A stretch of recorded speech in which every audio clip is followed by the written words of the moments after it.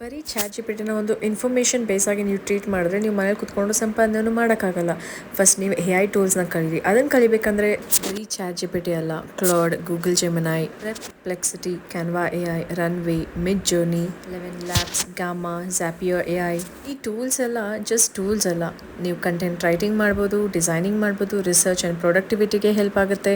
Research ಮಾಡ್ತೀರಾ, video creation ಮಾಡ್ತೀರಾ, A I ಇಮೇಜಸ್ನ ಯೂಸ್ ಮಾಡ್ತೀರಾ, ಆಟೋಮೇಷನ್ನು ಸೆಟ್ ಮಾಡ್ತೀರಾ. ಇದನ್ನೆಲ್ಲ ಯಾರಿಗೆ ಮಾಡ್ತೀರಾ?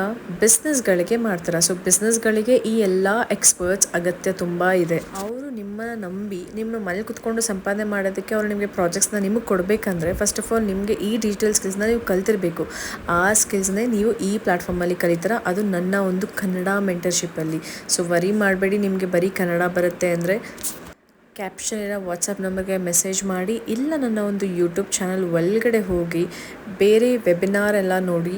ಅದರಲ್ಲಿ ನಾನು ಕ್ಲಿಯರಾಗಿ ಡೀಟೇಲ್ಡಾಗಿ ಇನ್ನೂ ವರ್ಕ್ ಇನ್ಫಾರ್ಮೇಷನ್ ಕೊಟ್ಟಿರ್ತೀನಿ. ಅದಾದಮೇಲೆ ನೀವು ಬೇಕಾದರೆ ವಾಟ್ಸಪ್ಪಲ್ಲಿ ಮೆಸೇಜ್ ಮಾಡಿ ಇನ್ಫಾರ್ಮೇಷನ್ ತಿಳ್ಕೊಂಡು ಏನೇ ಡೌಟ್ಸ್ ಇದ್ದರೂ ಕ್ಲಿಯರ್ ಮಾಡಿಕೊಂಡು ಒಂದು ಜರ್ನಿನ ಸ್ಟಾರ್ಟ್ ಮಾಡ್ಬೋದು. ಸೊ ನಾನು 6 ಮಂತ್ಸ್ ಪ್ರೆಗ್ನೆಂಟಿಂದ ಸ್ಟಾರ್ಟ್ ಮಾಡಿದೆ ಈ ಒಂದು ಡಿಜಿಟಲ್ ಸ್ಕಿಲ್ಸ್ ಇರೋ ಒಂದು ಪ್ಲ್ಯಾಟ್ಫಾರ್ಮಲ್ಲಿ.